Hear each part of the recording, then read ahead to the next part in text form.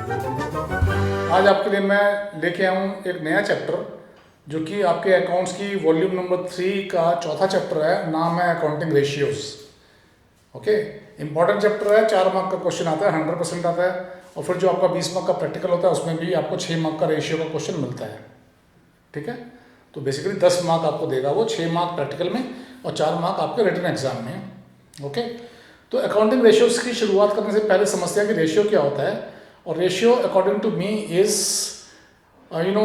comparing two figures by division. Okay, if we want to compare two figures by dividing one figure by another, we get a ratio. For example, suppose आपके छोटे भाई की as है 10 years, आपकी as है 20 years, और आपसे ये पूछा जाए कि आपकी एज और आपके छोटे भाई की एज का क्या रेशियो है, तो you will say sir the ratio is 20/10. Okay, जिसको फिर आप लिखोगे 2/1, और ऑल्सो यू कैन से लाइक 2:1 ऐसे कॉलम लगा के, and you can also say 2 times, है ना। तो ऐसे कुछ तरीके होते हैं। सिमिलरली अगर आपके छोटे भाई का एज का आपकी एज से रेशियो पूछें तो ऊपर अपने छोटे भाई की एज लिख दो, नीचे अपनी एज लिख दो, then the ratio comes 1/2, and this can be written as 0.5:1 और 0.5 times, है ना। ऐसे हो गया।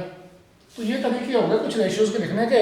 इसी को हम अगर 100 से मल्टीप्लाई कर दें तो वो रेशियो परसेंटेज में भी आ सकता है, परसेंटेज में भी रेशियोज आते हैं। ठीक है, तो कुछ तरीके होते हैं, होल नंबर भी हो सकता है, कॉलम लगा के भी कर सकते हैं, फ्रैक्शन में भी कर सकते हैं, टाइम्स में भी कर सकते हैं, फ्रैक्शन और क्वोशिएंट मतलब डेसिमल में भी हो सकता है, और सो मेनी, एंड परसेंटेज में भी हो सकता है। Now we talk about accounting ratios. तो जैसे मैंने बोला, रेशियो का 2 फिगर को अगर हम डिवाइड करके कंपेयर करते हैं रेशियो होता है, ऐसे ही अकाउंटिंग फिगर्स, अगर हमें 2 अकाउंटिंग फिगर्स को कंपेयर करना है by division, that is called accounting ratios. Okay, तो अकाउंटिंग रेशियो 4 टाइप के होते हैं mainly. First is liquidity ratio, first is liquidity ratios. Okay, which is calculated to assess short-term solvency of the business. Short-term solvency of the business, ठीक है। इसको short-term solvency ratios भी बोलते हैं। Short-term solvency का मतलब क्या हुआ कि whether the business will be able to meet its current liabilities, whether the business will be able to meet its current liabilities in time and comfortably or not, ठीक है।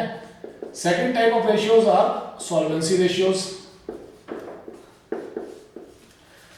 Solvency ratios को हम long term solvency assess करने के लिए calculate करते हैं, long term solvency of the business.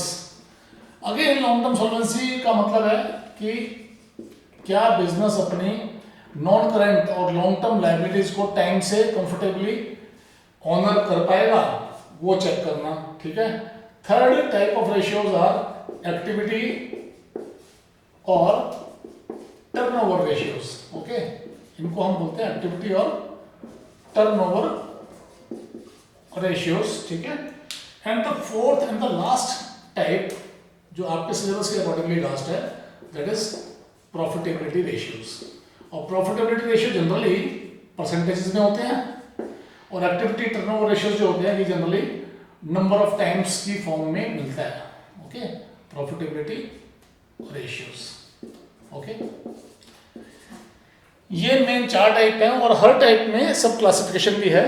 तो जो मैंने बोला the first type, okay, the first type of the ratios जो मैंने बोला लिक्विडिटी रेशियो है, तो लिक्विडिटी रेशियोज के भी 2 सब क्लासिफिकेशन है।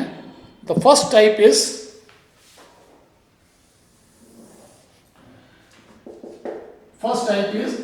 Current ratios. करंट रेशियो को वर्किंग कैपिटल रेशियो भी बोलते हैं। Second is quick ratio. Quick और लिक्विड, और we call it acid test ratio. ये 2 रेशियो है ना। ये दो रेशियो कौन सी कैटेगरी के है? ये दो रेशियो लिक्विडिटी रेशियो कैटेगरी के है, and these are calculated for short term solvency. Short term solvency का मतलब है कि क्या बिजनेस एंटरप्राइज अपनी करंट लाइबिलिटीज़ को कंफर्टेबली टाइम से पे कर पाएगा, ऑनर कर पाएगा, है ना। ये रेशियोज हमको ये जानने में हेल्प करते हैं। ओके, तो करंट रेशियो की बात करें तो करंट रेशियो का फार्मूला क्या है? ओके, अब करंट रेशियो को आई कैन राइट CR, लेकिन अभी फिर मैं करंट रेशियो ही लिख देता हूँ, लेकिन I can write CR for current ratio, CA for current assets and CL for current liabilities. तो current ratio is equal to current assets upon current liabilities, right. अब ये समझना है हमको कि करंट असेट्स क्या होती हैं, करंट लाइबिलिटीज क्या होती है, ठीक है। तो ये आइडेंटिफाई करना, ओके, ये पहचानना, रिकॉग्नाइज करना कि हम समझ सके, हमारे को डिटेल दी हुई है बहुत सारी एसेट्स की, उसमें नॉन करंट एसेट्स भी हो सकती हैं, करंट एसेट्स भी हो सकती हैं, तो हम पहचान पाएँ कि क्या क्या हमारी करंट एसेट्स है, that is very important. Okay, तो करंट एसेट्स वो होती है जो कि which are meant for conversion into cash within the next operating cycle और within the next 12 months. Okay, जिनको बिजनेस अगले 12 महीने में कैश में कन्वर्ट करने के पर्पज से रखता है, वो करंट एसेट्स होती हैं, या वो कैश की फॉर्म में होती हैं ऑलरेडी, ठीक है। तो क्या क्या होती हैं? Current assets include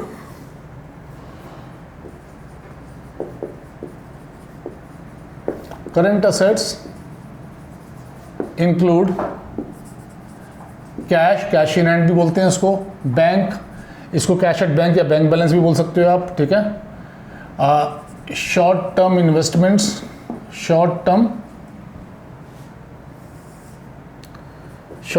investments, marketable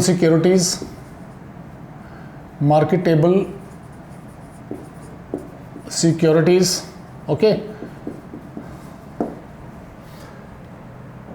current investment भी शॉर्ट टर्म इन्वेस्टमेंट का ही दूसरा नाम है, राइट। डेटर्स इसको हम सन्ड्री डेटर्स या बुक डेट्स भी बोल सकते हैं।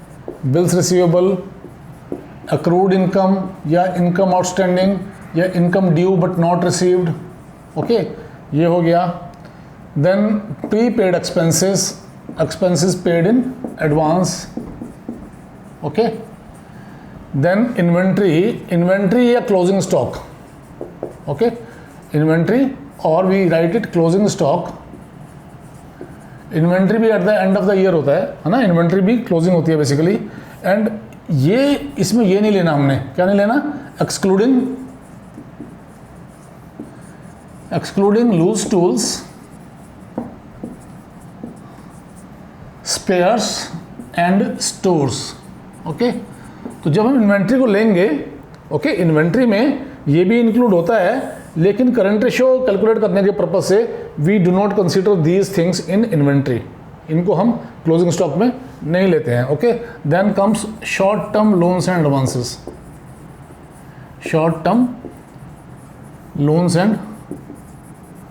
Advances, okay, given, right. अब ये समझना है कि जो मैंने 5 नाम पहले लिखवाए हैं, एक तो कैश हो गया, एक बैंक हो गया, एक शॉर्ट टर्म इन्वेस्टमेंट हो गया, एक मार्केटेबल सिक्योरिटीज हो गया और एक करंट इन्वेस्टमेंट हो गया ना, इनको हम collectively cash and cash equivalent भी बोलते हैं, ठीक है, ऑल राइट, ओके। अब अक्रूड इनकम में कोई भी इनकम जो ड्यू हो गई है और अभी हमें रिसीव नहीं हुई है, इसको इनकम आउटस्टैंडिंग भी बोलते हैं, okay, fine. Now comes current liabilities. तो ये हमने डिफाइन किया करंट असेट्स को, ओके। करंट लाइबिलिटीज क्या होती है? जैसे मैंने बोला, current assets are those assets which are meant for conversion in to cash in next 12 months. Similarly, current liabilities are those liabilities which are payable to outsiders naturally, okay, within next 12 months or within the next operating cycle, जिनको हम coming operating cycle, जो हमारा operating cycle चल रहा है उसके अंदर पे कर देंगे, वो करंट लाइबिलिटीज है हमारी, ओके। और you can say within next 12 months और within the accounting year पे कर देंगे 2000 आवर करंट लाइबिलिटीज़। ओके, तो बैलेंस शीट की डेट से हमको देखना है कि हमारा अगला ऑपरेटिंग साइकिल में पे कर रहे हैं या नेक्स्ट 12 मंथ्स में पे कर रहे हैं। Okay, 2000 current liabilities. वो करंट लाइबिलिटीज़ में क्या क्या आता है? Current liabilities include creditors, bills payable, ठीक है, income received in advance, any income received in advance, expenses outstanding या एक्सपेंसेस पेएबल, एक ही बात है, expenses due but not paid, ठीक है, प्रोविजन फॉर टैक्स,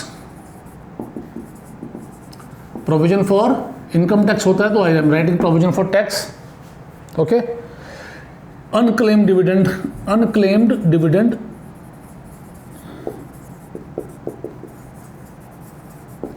और डिविडेंड पेएबल और इनकम टैक्स पेएबल भी you can write dividend payable. Okay, ये सब हमारी करंट लायबिलिटीज़ हैं, राइट। और क्या होता है, कुछ छूटा तो नहीं, and you know, yes, interest accrued, but interest accrued, interest accrued and due for payment, interest accrued and due, and interest accrued but not due also, interest accrued but not due for payment, right? So these are the main current liabilities जो हम handle करेंगे। और कोई भी साथ में कोई भी नॉन करंट लायबिलिटी, ओके, जो इस अकाउंटिंग पीरियड में मैच्योर हो रही है, okay, right? So maturity amount of the non-current liabilities which is maturing in this year, the coming year. One item also you can write calls in advance.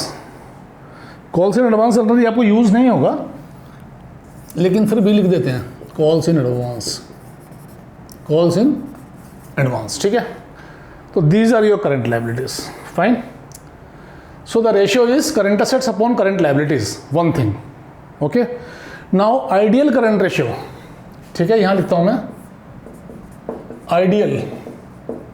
Ideal current ratio CR is 2:1, this is important. Okay, ideal current ratio is 2:1, that means the current assets should be 2 times of the current liabilities.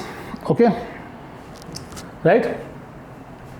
ये ratio हमको ये बताता है कि जो firm है, जो enterprise है, वो कितना कंफर्टेबल है अपनी करंट लायबिलिटीज़ को टाइम से मीटअप करने में। तो अगर हमारा करंट रेशियो 2:1 होता है, आइडियल करंट जो होना चाहिए वो 2:1 होना चाहिए। तो अगर हमारा करंट रेशियो 2:1 है या 2:1 के आसपास है, तो उसका मतलब ये है, क्योंकि एग्जैक्ट 2:1 होना जरूरी नहीं है, 1.95 भी हो सकता है, 2.01 भी हो सकता है ना। तो ऐसा नहीं है कि 2:1 का मतलब 2 ही होना चाहिए, it should be very near to 2, right. तो अगर वो 2 से बहुत कम है, 2:1 से अगर बहुत ज़्यादा कम है, तो इसका मतलब ये है कि जो एंटरप्राइज है वो अपनी करंट लायबिलिटीज़ को टाइम से मीटअप करने में सक्षम नहीं होगा, एबल नहीं होगा। Okay, the enterprise will not be able to meet its current liabilities in time, okay, comfortably, right. और अगर 2:1 से बहुत ज़्यादा है, 4:1, 3:1, 5:1 होता है, वो भी अच्छा नहीं होता। इसका मतलब ये है कि जो हमने अपनी करंट असेट्स हैं, जो हमने अपने कैश एंड कैश इक्विवेलेंट्स हैं, वो हमने प्रॉपरली इन्वेस्ट नहीं किए हुए, वो हमारे वेस्ट हो रहे हैं, कहीं पे हमने आइडल रखा हुआ है उनको। ओके, तो करंट रेशियो 2:1 से बहुत ज़्यादा वो भी अच्छी बात नहीं है, और करंट रेशियो 2:1 से बहुत कम हो वो भी अच्छी बात नहीं है ना। बहुत कम होता है, इसका मतलब हमारी वो इनसफिशिएंसी दिखा रहा है करंट लायबिलिटीज़ को मीटअप करने के लिए, और बहुत ज़्यादा है अगर, तो वो हमको दिखा रहा है कि हम लोगों ने, मतलब फर्म ने, बेसिकली एंटरप्राइज ने अपने लिक्विड रिसोर्सेज, अपने कैश रिसोर्सेज या बैंक में जो पैसा पड़ा हुआ है वो आइडल रखा हुआ है, उसको प्रॉपरली इन्वेस्ट नहीं किया हुआ, प्रॉपरली यूज़ नहीं कर रहा, ठीक है। अब हम कुछ रेलेवेंट इक्वेशन जो हमारे इन क्वेश्चंस में इक्वेशंस यूज़ होंगे, रिलेशंस यूज़ होंगे, वो मैं लिख देता हूँ, है ना। और ये मैं आपको गारंटी देता हूँ कि अगर आप मेरे ये नोट्स ही है ना, ये बेसिक, और ये मैं क्वेश्चन सॉल्व करके नहीं दिखा रहा हूँ बेटे, है ना। तो ये मेरे जो नोट्स है, करंट असेट्स को आइडेंटिफाई करना, करंट लायबिलिटीज़ की डिटेल, है ना, and whatever I am going to write now equations, you know, formulas, ये अगर आप गो थ्रू करते हो ठीक से और इसको याद रखने की कोशिश करते हो तो आपका रेशियो में एक भी क्वेश्चन ऐसा नहीं होगा जो आप सॉल्व ना कर पाएँ। ओके, ये रेशियो का टॉपिक कंप्लीट होने के बाद, which may be complete within 4-5 videos most probably, है ना, अराउंड 4 वीडियोज़ और मे बी 5 वीडियोज़। तो इसके बाद अगर आपके कोई भी क्वेश्चन सॉल्व नहीं होता है, then you write me in the comment section, okay, then I will see to it. और मैं समझाऊंगा कि आप बहुत ही कॉम्प्रिहेंसिव इन्फॉर्मेशन मैं देने जा रहा हूँ आपको, ओके। मेरे ख्याल से कहीं भी यूट्यूब पे आपको ये कंटेंट मिलने वाला नहीं है, ये आप चेक कर लीजिएगा। कोई भी यूट्यूबर का मैटर देखिए रेशियोज़ के ऊपर, और फिर आप देखिए क्या वो मैटर देखने के बाद आप हर एक क्वेश्चन DK गोयल का या TS ग्रेवाल का सॉल्व कर पा रहे हैं। कर पा रहे हैं तो ठीक है, नहीं तो refer to my video, fine. So now I am writing some relevant equations. इसको रेलेवेंट इक्वेशन बोलता हूं मैं, इसको आप फार्मूले भी समझ सकते हैं, वैसे तो ये इक्वेशंस ही होंगी ज़्यादातर, ठीक है। First is working capital, okay. Working capital क्या होती है? Working capital is current assets minus current liabilities, okay. Working capital को भी WC लिख सकता हूं, तो working capital is equal to CA minus CL। अब आपको क्या करना है, किसी क्वेश्चन में आपको वर्किंग कैपिटल दिया होगा, CL दिया होगा, करंट असेट्स नहीं दिया हुआ, तो करंट असेट्स क्या हो जाएगा, CL को आप यहाँ ले आएंगे तो CA will be working capital plus current liability. किसी क्वेश्चन में आपको CA दिया हुआ है और करंट असेट्स वर्किंग कैपिटल दिया हुआ है, CL नहीं दिया हुआ, ठीक है, तो क्या होगा, तो CL को आप, CL क्या हो जाएगा, तो CL को अगर मैं इधर ले आऊँ और वर्किंग कैपिटल को इधर ले जाऊँगा, then my CL will be, my current liability will be current assets minus working capital, okay. तो जब भी हमारे को 3 चीज़ों की इक्वेशन है जिसमें 3 टर्म्स यूज हो रही है, तो हमारे पास 2 टर्म्स हैं, तो थर्ड हम निकाल सकते हैं, ठीक है। एक बात ये हो गई। देन अगेन एक इक्वेशन है total assets. Total assets is equal to non current assets, non current assets, right, plus current assets, okay. इसका मतलब फिर क्या हुआ, current assets will be total assets minus non current assets, okay. Now non current assets क्या क्या होती है वो भी आप समझ लीजिए, क्योंकि कभी कभी आपको नॉन करंट असेट्स का पूरा ब्रेकअप दिया होगा। Non current assets are equal to fixed asset plus non current investments, non current investment plus long term loans and advances, long term loans and advances, okay. This is advances, long term loans and advances, okay. इसका मतलब मैं ये बता रहा हूं कि अगर आपको नॉन करंट असेट्स नहीं दिया हुआ, इस फॉर्म में दिया हुआ है, तो क्या होगा, total assets will be FA fixed assets plus non current investment plus long term loans and advances plus current assets, क्योंकि ये जो 3 आइटम है ये नॉन करंट असेट्स का ब्रेकअप है, ठीक है। Similarly now this is first equation, this is second, this is third, and if I say this is fourth, which I am going to write total debts, total debt is equal to non current dates और liabilities, dates and liabilities एक ही बात होती है, plus current liabilities, okay. तो यहां से हमें क्या पता लग रहा है कि current liabilities will be equal to total debts minus non current liabilities, okay, ठीक है। इधर मैं शिफ्ट होने वाला हूं, तो मैं यहां से अब ये मिटाऊंगा, ठीक है। ये हो गया बेटे। चलो एक और इक्वेशन लिखते हैं यहां पे। एक इक्वेशन है total assets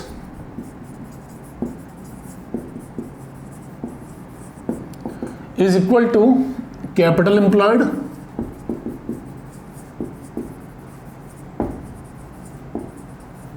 plus current liabilities, capital employed plus current liabilities। तो यहां से क्या पता लगेगा आपको कि current liabilities will be equal to total assets minus capital employed, ठीक है।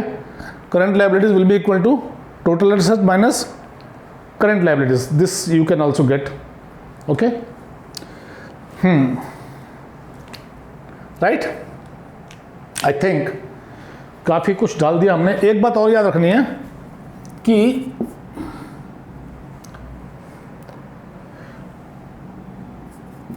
टोटल ऑफ असेट्स, राइट, या टोटल असेट्स ही बोल देता हूँ, total assets is equal to total liabilities. ये क्या मतलब है इसका?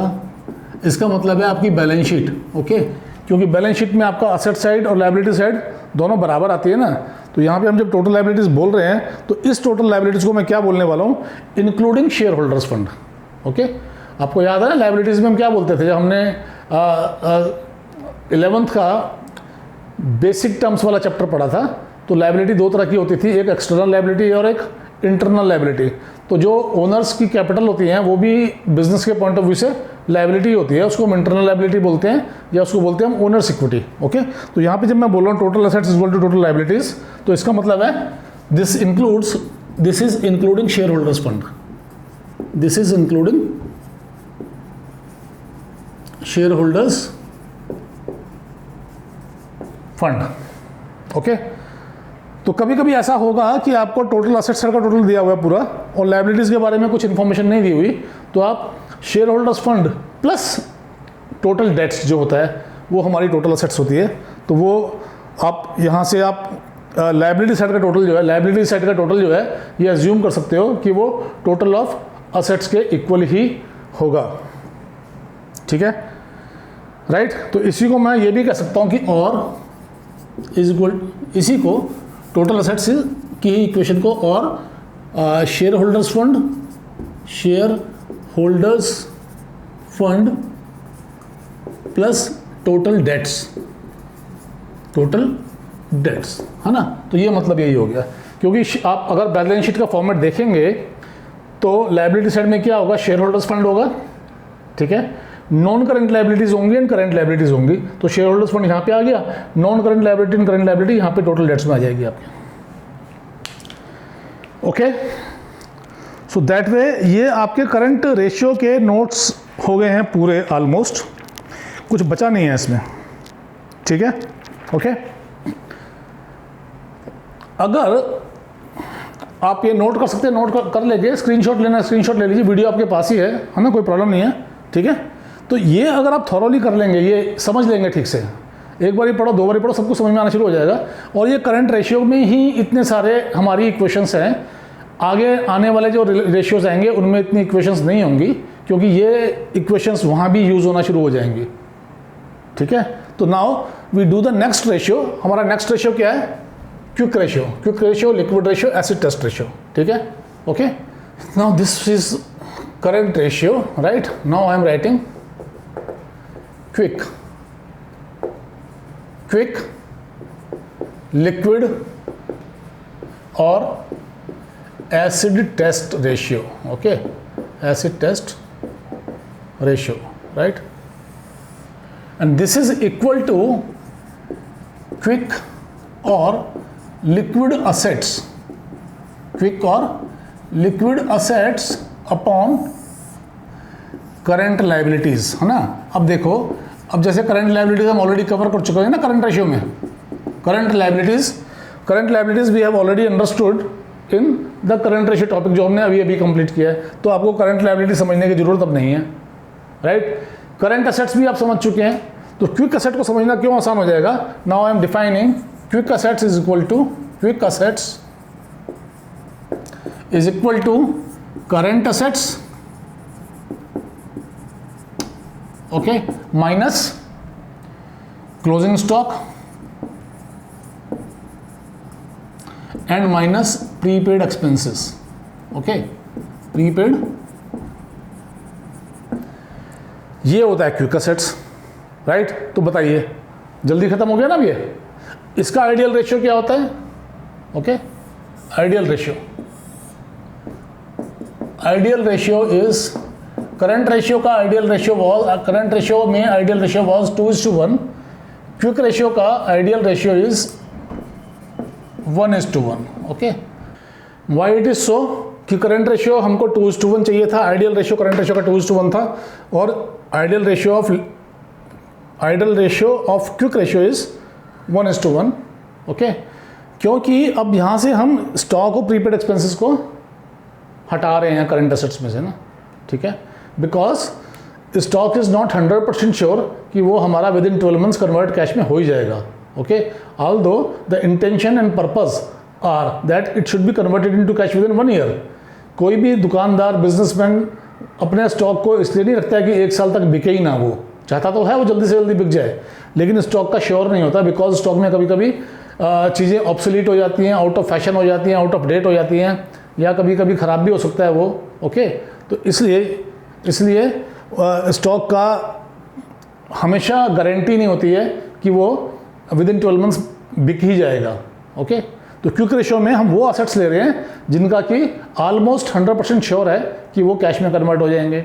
सिमिलरली प्रीपेड एक्सपेंस है, प्रीपेड एक्सपेंस एक्चुअली कैश में कन्वर्ट होता नहीं है, क्योंकि ये तो हमने एडवांस में पेमेंट किया हुआ है, हमको पैसा मिलने वाला नहीं है कहीं से, है ना। करंट असेट्स हम इसलिए लेते हैं इसको क्योंकि अगर हमने अगले 3 महीने की पेमेंट की हुई है तो जब वो नेक्स्ट साल के 3 महीने आएंगे तब हमको पेमेंट नहीं करनी पड़ेगी, तो हम ये मान के चलते हैं चलो वो almost equivalent to cash conversion हो गया, क्योंकि अगर हमने एडवांस पेमेंट नहीं की होती तो हमें कैश पेमेंट करना पड़ता, और अब हमें कैश पेमेंट नहीं करना पड़ेगा। बट एक्चुअली तो हमें कैश पेमेंट तो नहीं आएगी ना कहीं से, है ना। तो हम क्विक असेट्स में वही असेट्स लेते हैं जो ऑलमोस्ट 100% सर्टेन है, जिनसे कैश में हमें पेमेंट आ जाएगी या जो कैश में कन्वर्ट हो जाएंगे। Okay, that way we ignore closing stock and prepaid expenses from the current assets list, we subtract that basically. अगर हमको करंट असेट्स का टोटल दिया हुआ है तो हम स्टॉक और प्रीपेड एक्सपेंसेस का अमाउंट सब्ट्रैक्ट कर देंगे। और एक बात ये भी समझना है कि अगर प्रीपेड एक्सपेंसेस आपको नहीं दिया हुआ है ना, तो आपको फिर स्टॉक ही माइनस करना है, तो आप ये मान के चलेंगे कि प्रीपेड एक्सपेंसेस कोई था ही नहीं। ओके, तो अगर हमारा quick assets current assets minus stock and minus prepaid expense होता है ना, तो इसका मतलब closing stock and prepaid expenses का टोटल जो होता है वो current assets minus quick assets होता है, और प्रीपेड एक्सपेंसेस अगर नहीं दिया हुआ तो closing stock is equal to current assets minus quick assets. Okay, दोनों ही रेशियो का पर्पस जो है, ऑब्जेक्टिव एंड सिग्निफिकेंस यही है कि क्या एंटरप्राइज हमारा short term liabilities, current liabilities को टाइम से पे करने में कंफर्टेबल है, एबल है, सक्षम है। Okay, that is that, fine. तो दैट वे हमने आज आपको लिक्विडिटी रेशियो कंप्लीट करा दिया है, इसमें करंट रेशियो और क्विक रेशियो कवर हो गया है। Again, I request you to like the video and share among your contacts as much as possible, और चैनल को सब्सक्राइब करो, right. Thank you very much.